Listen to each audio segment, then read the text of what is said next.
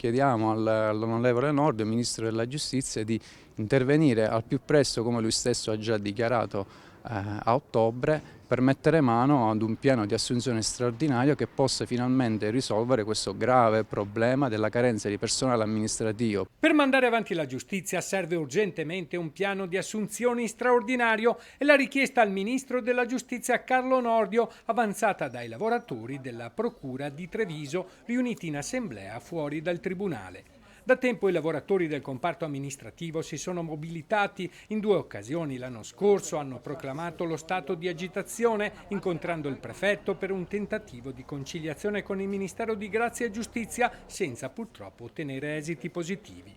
La carenza di dipendenti è cronica e insostenibile, lamentano i dipendenti. Su una pianta organica di 50 anni fa, che prevede 42 lavoratori, ne sono in servizio solo 26. Dovendo assistere un procuratore, 12 sostituti procuratori e più tutti gli altri uffici che girano intorno alla procura, dalle esecuzioni alle spese di giustizia, i consulenti che aspettano di essere pagati, gli sportelli dove giustamente il pubblico chiede casellari giudiziari e quant'altro, il dibattimento, insomma siamo veramente pochi. Per il sindacato, inoltre, le nuove assunzioni non dovrebbero preoccupare anche dal punto di vista economico.